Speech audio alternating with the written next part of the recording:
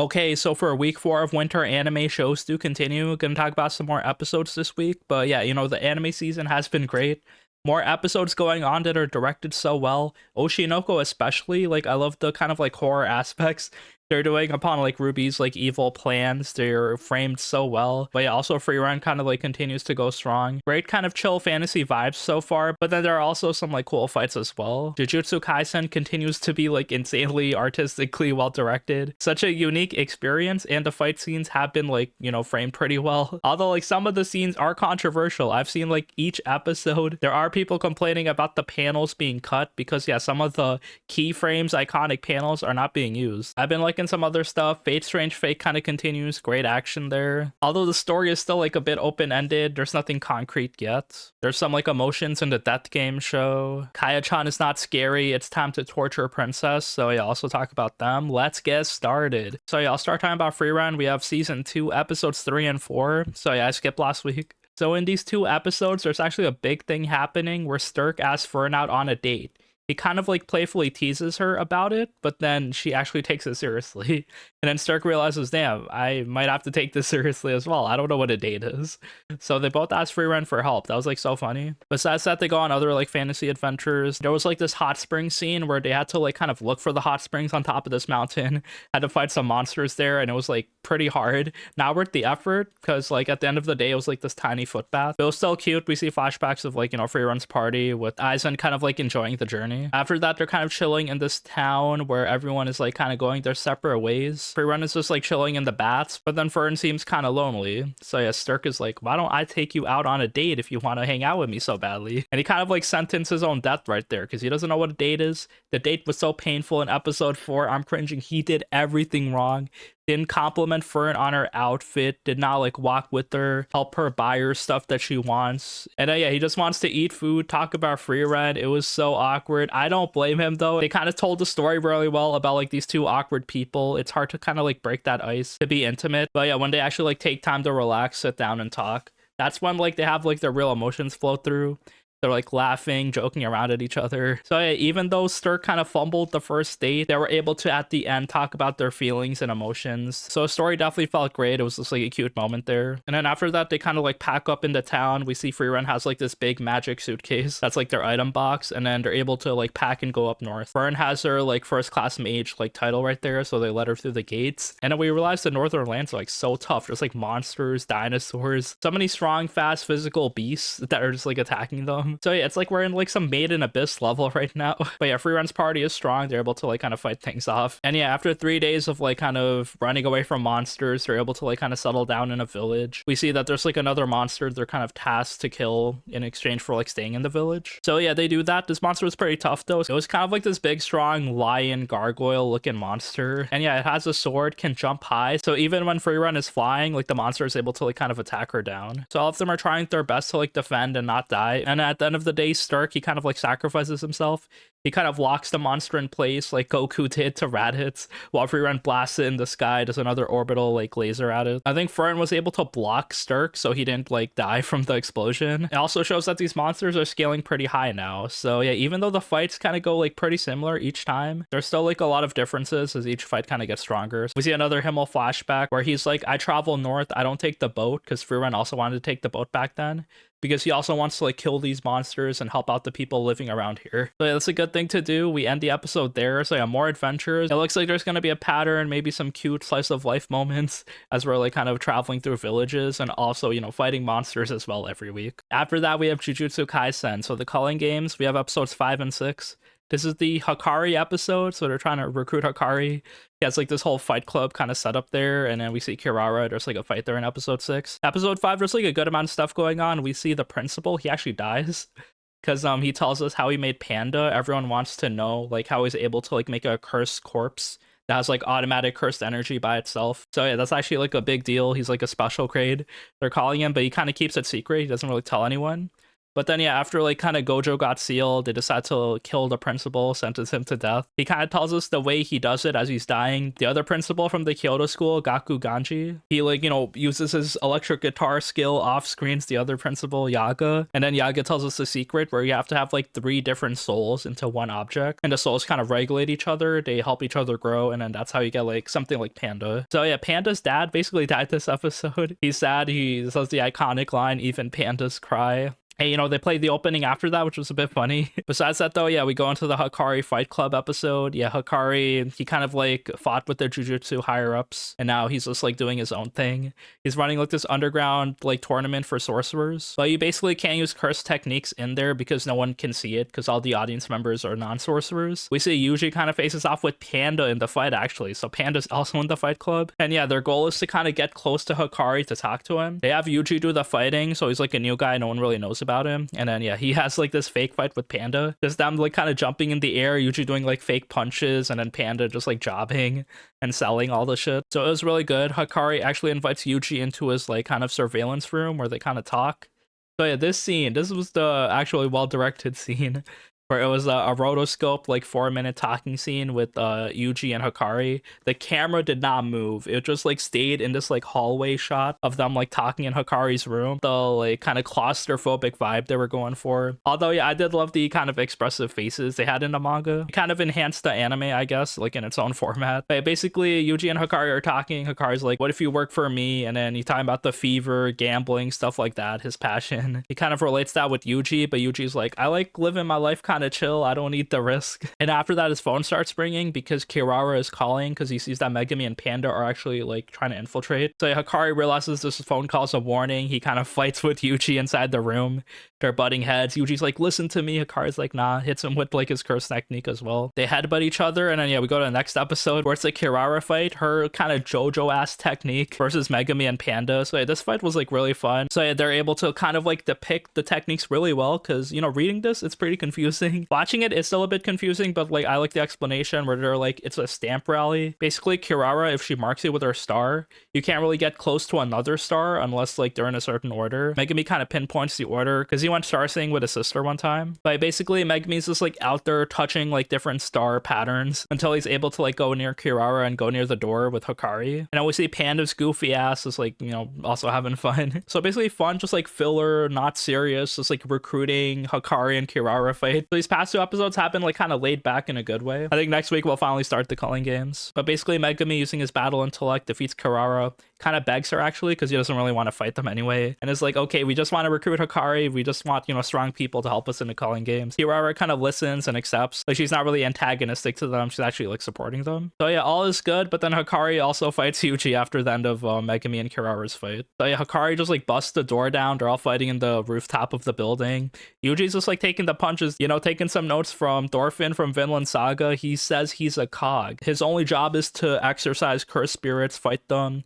He doesn't really have to think. So Hikari actually finds that kind of boring. He's like, "Bro, you have no fever, no passion. I'm not interested in you." But then yeah, Yuji keeps like coming back up after Hikari punches him a lot. This kind of excites Hikari. He's like surprised how durable Yuji is. So yeah, he stops beating up Yuji. They become friends. I guess they're gonna listen to them. And then yeah, we end those 2 fights there. Pretty decent episode. At the end of the episode, we see there's a guy from the Culling games, this blue-haired lightning dude. So yeah, Kashimo reveal out here. Yeah, new characters coming into the Culling games. This one, he has 200 points already, and he added a new rule to like see everyone else's like information. I know people are kind of wilding out at the angle that they cut an iconic panel there where he was staring at a dude that he killed like through his like intestines, throughout like a hole in his stomach, and then they cut that. It was just like a random zoom in from his legs up. So yeah, again, there's like another example of just like random panels they're cutting. So yeah, that's happening. You can easily criticize these directing decisions, but you can also appreciate the amount of quality that they're pulling out for the anime. So yeah, we end the episode there. Okay, so for Oshinoko episodes 3 and 4, insane anime. Like the directing of each episode is crazy. So 3 and 4 were kind of like more of Ruby getting like popular, doing some evil plans going on. So it was like pretty unsettling. So basically she realizes like the company she's in, the directors are kind of like a mess. So she's kind of using that to her advantage. She kind of rizzes up the assistant director and has a plan on her like kind of interview talk show to have like this like controversial scene, have a way to insert her into the controversy so she can like kind of fix things herself. And now people in the backstage, they kind of like appreciate her. Now she's getting more famous. So basically, there was like this cosplay event. She realizes like they're doing Tokyo Blade cosplays, which is like really hard to get the rights to. She realizes that the directors kind of do things last minute, so they won't have the time to do any of this. And then she also hires one of these cosplayers that's known to like kind of make Twitter posts whenever she gets wrong. So she puts all of them together, has one of the cosplayers basically have like a hard time getting interviewed with bad questions, and then she has to like kind of change things up last minute. She felt so disrespected. She made like this kind of like angry Twitter post. Everyone is hating on the TV show company, but then Ruby kind of like convinces her to come back because she's like, this might be detrimental to other cosplayers that want to be famous on TV in the future. So maybe we can like have everyone in a second segment just like apologize, explain their like kind of method, and then, you know, it'll all be good. So yeah, Ruby kind of orchestrated this like kind of controversy. I love the kind of like neck turns, dark atmosphere, and like the spooky music, because she's a bit psychopathic as well. She's like, I did nothing wrong, you know, like these people, it was gonna happen anyway. I was actually helping them by fixing the underlying issues. So yeah, Ruby kind of uses this to also get famous, because now she's gonna be in more high profile TV shows and stuff. So Aqua, he's a bit sussed out by her, but he's just like kind of continuing. He can't really stop her, I guess. Also after that, Aqua visits Ichigo. He was one of the agents. He helped die, but then yeah, he left Miyako on her own. So yeah, he was the one giving Ruby all the info, and now Aqua grills him about it. He's like, okay, why don't you come back? Why are you just like helping Ruby? You know, you don't have to be sneaking around in the back just like fishing in the dark. But then he's like, I can't go until I kill Ai's killer. So yeah, that's his motivation. And then Aqua's like, bro, he's already dead. I had a DNA test and the dad died. And then yeah, Ichigo kind of tells Aqua, bro, you're dumb. Because the mom of your half-brother, he was cheating on your actual dad. So yeah, we realized that their dad is like this blonde-haired dude. Aqua doesn't realize it until now, so now he has a panic attack because he was living his life kind of peaceful the past 6 months, like kind of moving on from his revenge, Akane also helping him. But now he's kind of lost in life now. He realizes that he needs revenge still. So after that, Akane also sees him kind of like crying in the park. He tries to talk to him, but then Aqua, he's still like in his panic attack mode, so he kind of slaps her away. That shit was also sad. Iconic Kana panel of her crying, laughing, trying to like make light of the situation. But it was so heartbreaking. She's like, did I say something to make you hate me that much? Because she knows that Aqua is avoiding her. She's also having like an emotional breakdown.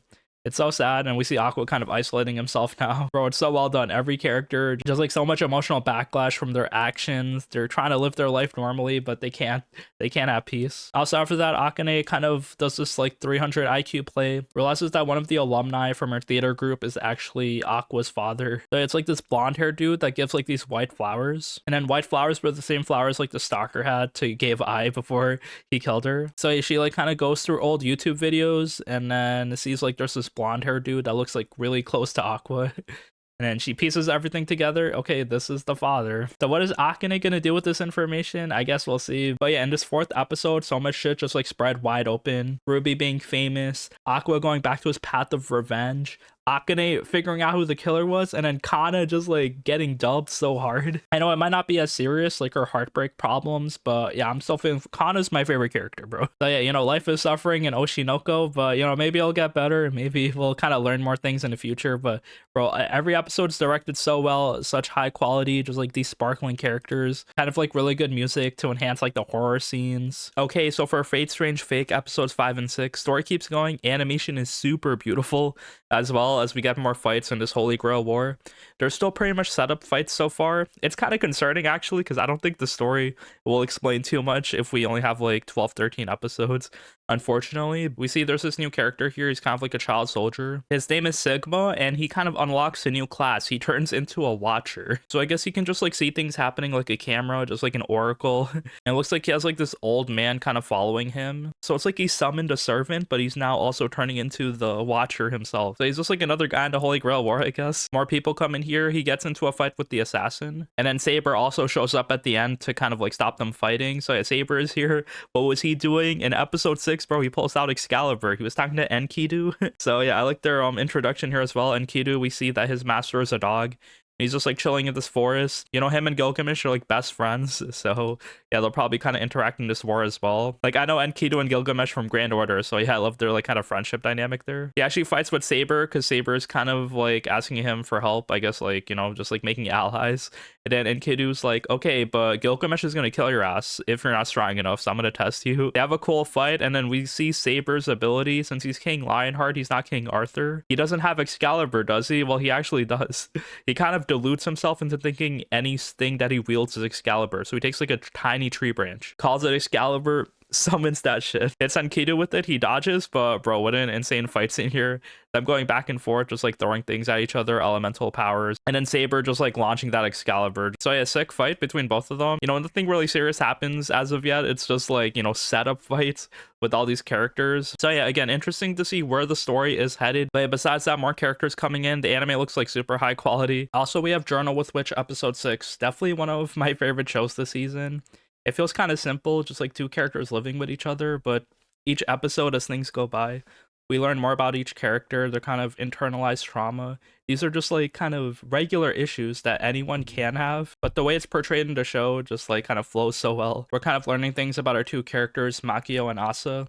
Episode 6, we actually learned a lot more because, yeah, Makio, she's kind of always trying to avoid others. It seems like she's like an introvert, but then we see she might be like neurodivergent as well. Like she has like maybe some form of ADHD where her mind just like always wanders. That's why she's so messy, can't really focus on people.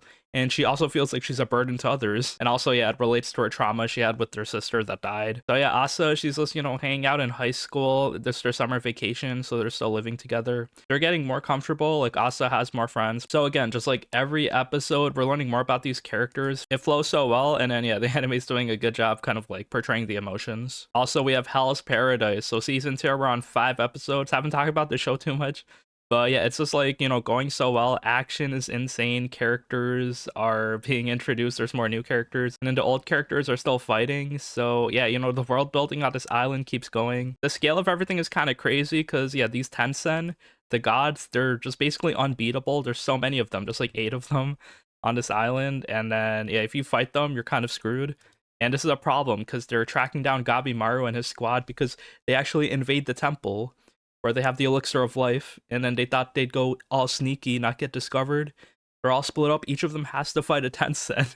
It's over, bro. Gabimaru said, we can't do this. So we kind of end episode 5 on a cliffhanger. We see Mei, so yeah, they were trying to go into the temple to like get some closure for her, because we do learn some lore. She was actually one of the original people on this island, along with like the priest. And then the other Tensen kind of like turned evil. So then she was just like kind of captured, just like a prisoner on this island. Basically, the story keeps flowing. We see more characters as well fighting. So yeah, a new squad of executioners and ninjas are on this island. It's pretty sick. One of them is like Sagari's first crush, and then he's so mad, bro. He's like about to kill everybody here. Also, we have Sentenced to be a Hero, so we have episodes 4 and 5 here. Basically, these past few episodes, we get like more intel on some other heroes, how they've been like getting screwed by the government. There's like this cool dude Leopold who was actually kind of screwed because he like does scams and writes like kind of scam articles about the government. And then this one, he kind of wrote about conspiracy theory where like the kind of like heads of the church are actually demons, which was actually true. So yeah, he got sentenced to be a hero for writing the truth accidentally. So yeah, now we realize like the kind of higher ups are like on the demon side, some of them. So it looks like the knights are evil, and then, you know, the heroes are just like suffering for no reason. Like maybe some of them are criminals, but yeah, most of them seem to be like kind of caught in the wrong place at the wrong time. Most of the main characters, at least. So yeah, Leopold is kind of cool. He's kind of like negotiating things. It looks like he can convince anyone for anything, because we see all the heroes are actually sentenced to die in this like next mission. They have to kind of defend the fort here, and then none of them are allowed to leave, so they have to defend until they die. We see Tearitza, she's also there, so yeah, hopefully nothing goes wrong there. It looks like there's like this suicide mission here for some reason, and they're being sabotaged by humans. So yeah, you know, pretty fun story so far. I love these characters. We see there's also this other hero, he has Kazuma's voice actor. So yeah, apparently one of the goddesses can isekai people, so I guess they're bringing more people in to like kind of fight off these demons. There was also some cute moments in episode 4 where Xylo and Kivia were hanging out on like a date, eating ice cream and stuff with the Tearitza. And then we also learned that Tearitza, she was actually sentenced to be experimented on because they thought, oh, they could make more goddesses from like just like learning their biology. And then since Teoritsa, she was like a sword goddess, which wasn't really like a strong ability. Like some of the other goddesses had like insane like kind of future sight and summoning abilities. They thought like having a basic sword offensive ability wasn't that strong for her. That's why she was sentenced to like be experimented on until like Xylo saved her and opened the coffin. So basically Kivia kind of like feels guilty seeing Teoritsa because they wanted to kill her and dissect her. And then now I guess they have to prove that she's useful. So yeah, more story going on. We end episode 5 with like the fight happening. They're like preparing. There's like this whole siege formation from the castle, but then they're also getting sabotaged. Their magic barriers are getting attacked by humans. So yeah, now like the kind of fairies are attacking them. So they're pretty decent like fantasy episodes so far. Like, you know, I'm digging these characters. They have like sympathetic backstories, and the fights seem to be heating up as like, you know, the heroes are just like, you know, fighting for their lives. Also, we have Shiboyugi, the Death Game anime. So yeah, we have episodes 4 and 5. Episode 4, she kind of ends like the current game they were playing, where she was like the leader. The other blonde-haired girl was like jealous of her. But then yeah, everyone kind of ran away and no one died. But then yeah, at the end of the game, I guess someone has to die. So yeah, for drama, basically they have to vote for the person that was like the least useful in like these hidden poll rooms. And yeah, the main character Yuki kind of figured this out. Everyone else kind of like realizes this. So yeah, they voted off one of like the random NPCs that like I guess like kind of had some dialogue.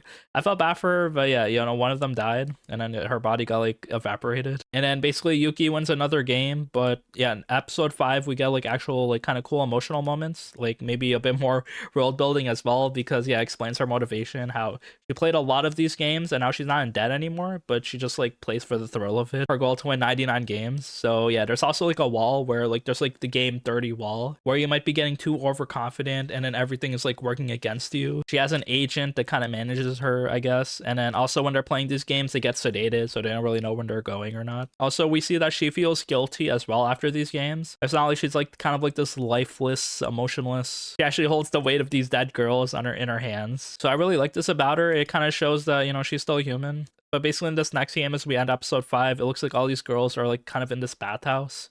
They're wearing towels and stuff, and some of the girls are getting drowned and killed instantly, so they don't even have a chance to play the game. And then we see the blonde-haired girl that was in the other game is also in the bathhouse game, and then Yuki also shows up. So yeah, I don't know why these girls are murdering, but yeah, we have another game coming. It's game 30, so Yuki has to like get past the game 30 wall. It's gonna be tough.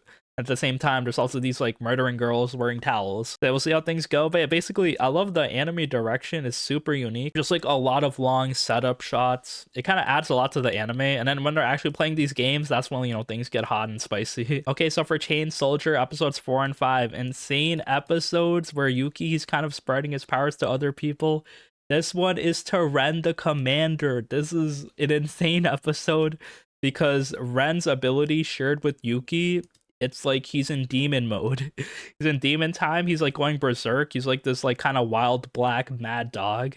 And he's able to like kind of kill Shuki really fast. Just like everything is enhanced. Also, he has like this special ability that one-shots them. They have like this mouth on their head. It was pretty sick. He bites down and they instantly all get beheaded. So this mode was called Slave Killer Fang. And yeah, Ren's was like commanding him, but also Yuki is actually like berserk in this phase, so he actually attacks Ren again. So Ren actually fights him off as well, and then she like kind of styles on him, kind of kicks him through mountains, and then kind of uses her ability on him as well. We get an explanation on her ability. It's called All-Encompassing Lord of the Cosmos. Has to do with like kind of Buddhist paths, and basically she has 8 paths, and then she can copy each path in her eye. So she has like 63 different combinations of abilities, I think, if you can like kind of mix and match them like that.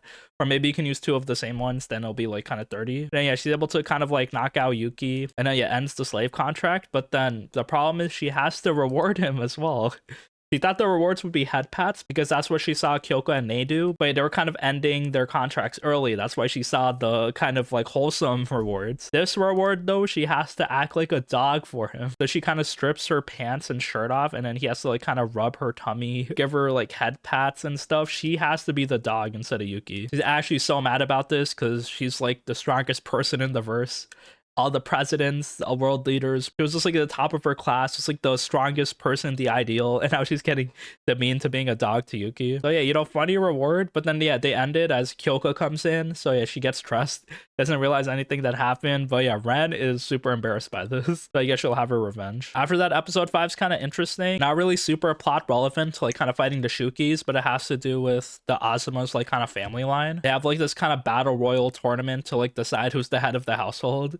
So it might be the mom because she's like the hottest lady here. And then we see the grandma. She's like this kind of like schoolgirl looking girl. But besides that, everyone's like kind of fighting to prove themselves. Also Hiyamari, she's like getting stronger and like wants to like prove to everyone she's not like a weak person. So yeah, they're all fighting. She has like this cool fight with this programmer lady. And then basically she rewards Yuki with her power. And then the mom shows up at the end of the episode watching her kiss Yuki. And then she's like, no, please continue. So fun storytelling so far. Like these episodes have been peak. So yeah, we'll see what happens as things continue. More action, more fights, and you know, more rewards. Also, we have Fire Force. So yeah, season 3 part 2. We have episodes 4 and 5. Pretty decent episodes. Like just like the story keeps continuing. We see Shinra, he attacks Raffles the First. His flying head is just like in the middle of the water. And he's like doing explosions everywhere. Shinra teams up with Sho. And then yeah, he has like this cool light speed kick. He can just go light speed on demand now since their Adela burst just got like that strong. So then yeah, he does a light speed kick onto Raffles the First, shoots his head, which is kind of like a big deal because this is like the priest of like people's belief in the Holy Soul Temple. So yeah, it looks like Shinra killed the priest. People think he's the hero, but now they think he's the devil. Then now like everyone disappears. All the pillars disappear, even Iris. So I guess all 8 of them, they're awakened, and maybe the cataclysm is starting soon. So it looks like, you know, Division 8, they have to go to the Amaterasu and, you know, fight off all the evangelists, kind of like save Shinra and all the pillars, wait for them to come back. So there's some cool fights happening. We get like Shinra backstory. Ogun's also there. So yeah, he's like the black dude with the tattoos and the skateboard. So he actually fights Karan, which was a sick fight, bro. Karan is like so overpowered in this anime. Just like he tanks every ability. He can absorb your power and like throw it back at you as well. So he's like kind of beating up on Ogun. Ogun kind of like tanks his attacks so much. He tries to like get back up, but he's like super injured. Just like his face is brutalized. And then yeah, as Karan is about to like kind of kill him, we see Lieutenant Hinawa. So he shoots Karan with the gun. We've seen it in Gacha Kuta, bro. Guns are kind of overpowered.